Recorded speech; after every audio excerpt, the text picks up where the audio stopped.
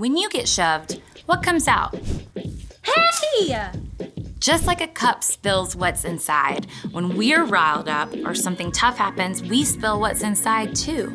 I can't believe this! Yeah? I don't like you either. This is taking so long. But under pressure, the good stuff can come out too. Okay, that really hurt, but I'm not gonna stay mad. Hey, let me give you a hand with that. I wonder why he said that. It would be great if you could just flip a switch and suddenly only wise, kind things come out when someone irritates you or makes you mad. But it doesn't usually work that way. Instead, the more time you spend with Jesus reading and listening and praying, the more you become like Jesus on the inside. You start to become more loving, joyful, peaceful, patient, kind, good, faithful, and gentle. And over time, when something makes you mad, hey! Could you play with that somewhere else, please? You can start to respond to others with forgiveness, to show care and concern. You can start to love others like Jesus. Then God can work through you to change the world around you. That's why loving like Jesus is an amazing way to worship God with your life. It's a way to praise Him with all of your heart. Because worship is about more than just singing loud. It's all about living loud. Ooh, it's cold. Oh, that's nice. Hi, welcome to Story Lab. This week we're taking a look at the story of a guy whose big mess-ups didn't keep Jesus from giving him a very big job.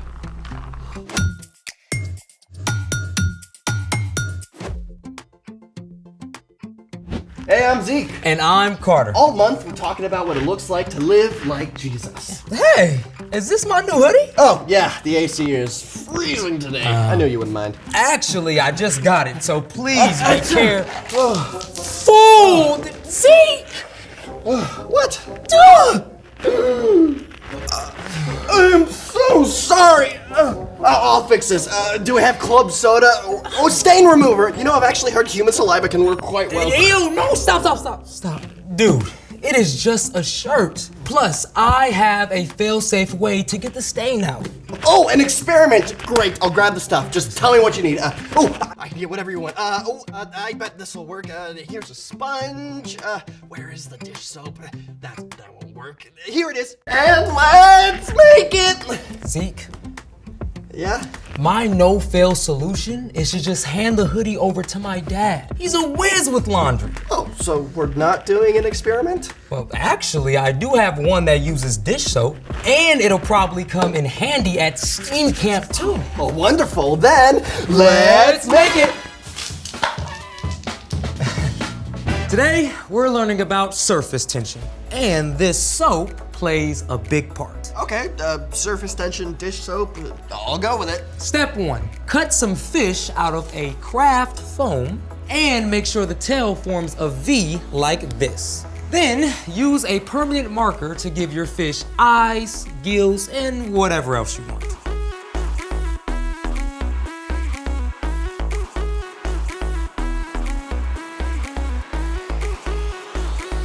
Oh, you can even add googly eyes. Well, let me know how many to make. I'll let you make a whole school if you scale back on the puns. Okay, this is my official last pun. Good, because I challenge your fish to a race. You're on. All right, fishy, it's swim time. Oh, man. This race is for the fishes. Well, that's because we're missing one crucial ingredient. Oh, the dish soap. That's it. Step 2, put a little dab of soap along the edge of your fish's tail and see what happens. Okay. You ready? On your marks, get set, swim. Oh, look. Oh, that was a tie. Oh, man, fantastic. How does that work? Surface tension. Oh, surface tension. Explain. See, Zeke, water molecules are attracted to each other. Oh, how sweet. When we first put the fish in the water without soap, the water molecules formed a thin layer of skin and pulled from all sides so the fish didn't move. What? Let me show you. If I pull on your left arm and tug on your right arm at the same time, which way do you go? Nowhere. I'm being pulled both ways. Right. That's what happened to the fish. It's called surface tension. So how does the soap help? Well, it lowers the water's surface tension on the side that has soap. So this side of the fish no longer had water pulling on it. Okay. But this side did. And that tug is what made the fish swim. Oh, brilliant! Let's race them again. Hey.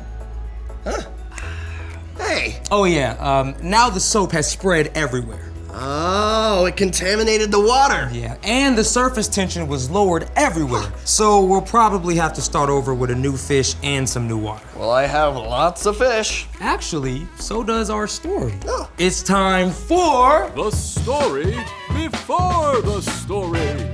Today, we're in John, the 4th book of the New Testament. John recorded stories from the life of Jesus to show that Jesus is God's son. When Jesus lived on earth, he chose disciples to follow and learn from him. One of them was a fisherman named Simon Peter. Now, Peter was an all-in type of guy. He got some things really right and some things really wrong. Peter was the first person to declare that Jesus is God's son. Yet minutes later, he tried to stop Jesus from following God's plan. During the final Passover meal that Jesus ate with his friends, Peter promised to always stand up for his friend. But just hours later, after Jesus was arrested, Peter denied knowing Jesus 3 times. Soon after, Jesus gave up his life and was killed. But he returned to life on the 3rd day and appeared to his friends. Which is where our story starts. Take it away.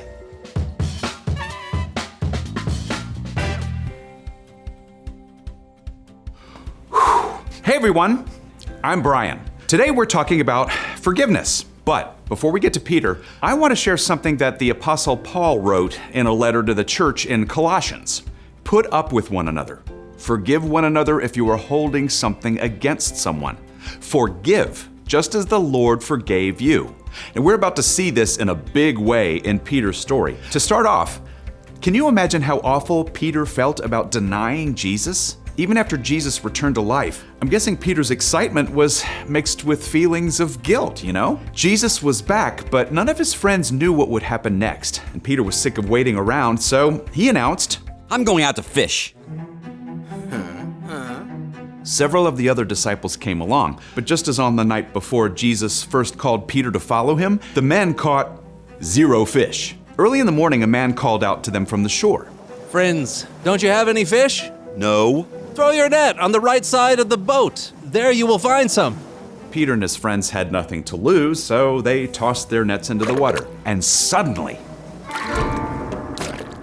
the net filled with so many fish, they couldn't drag it back in the boat. This was almost exactly what happened just before Jesus called Peter to follow him. It is the Lord. Peter was so excited that he didn't wait for the boat, but leaped into the water and hurried to Jesus. Bring some of the fish you have just caught. Come and have breakfast. Jesus gave the men bread and fish, and they ate together. When they were finished, Jesus spoke to Simon Peter. Now, I'm sure Peter was wondering if Jesus was going to be angry with him, but Jesus simply said, Do you love me more than these others do? Yes, Lord. You know that I love you. Feed my lambs. What? Where do sheep come into this? So glad you asked. See, Peter knew that Jesus had compared himself to a good shepherd. And Jesus also compared all the people who needed and followed him to sheep. So this was a word picture. Jesus wanted Peter to take care of all the people who would soon begin to follow Jesus. Jesus asked Peter again. Simon, do you love me? Yes, Lord. You know that I love you. Take care of my sheep. Okay, now if I was Peter, I'd probably be wondering, doesn't Jesus believe me? And then Jesus asked a 3rd time. Simon, do you love me? Lord, you know all things. You know that I love you. Feed my sheep. At first, Peter felt awful that Jesus had to ask him 3 times. But here's the really amazing thing. Remember how Peter had 3 times denied knowing Jesus? Now, 3 times, Jesus was showing that he trusted Peter. He was asking Peter to take care of people. just like Jesus. Then Jesus told Peter that things would not be easy for him, and in the end, Peter would even give up his life for Jesus. But still, Jesus said, Follow me. Despite all that Peter had done, Jesus forgave him, just as Paul wrote many years later, put up with one another. Forgive one another if you are holding something against someone. Forgive, just as the Lord forgave you. And that is the end.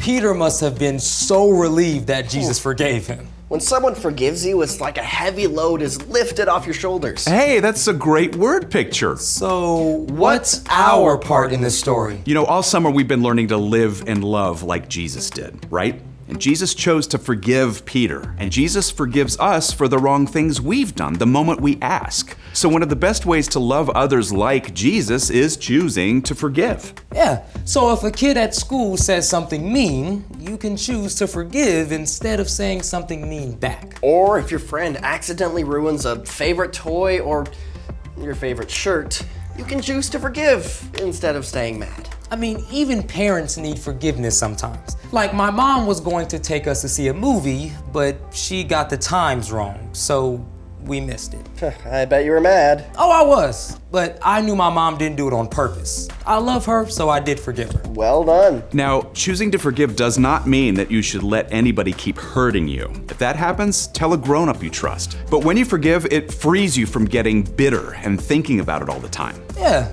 instead, focus on how much Jesus loves us and how he forgives us all the time. Well, thank you for taking the time to chat with me, guys, and sorry I was late. Oh, we forgive you, right, Zeke? Absolutely. Aw, thank you.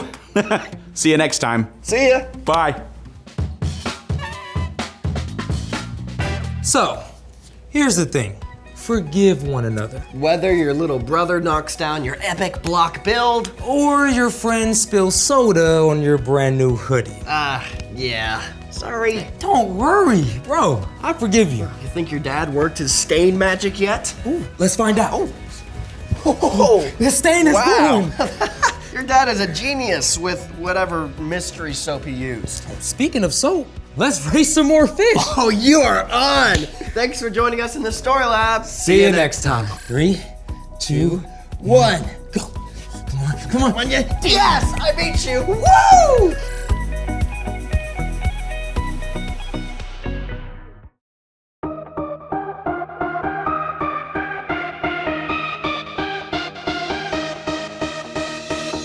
You spoke one word and the dark became light. I believe it, yeah.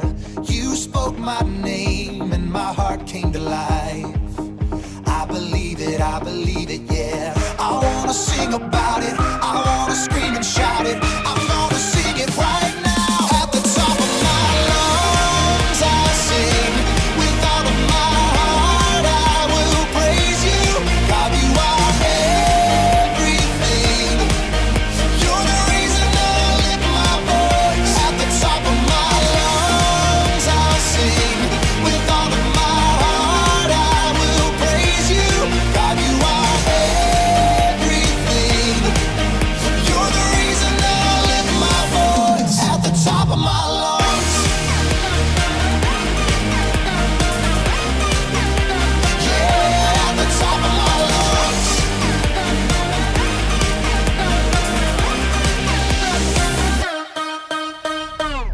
You're all I need every day of my life. I believe it, yeah. You're all I need, always here by my side.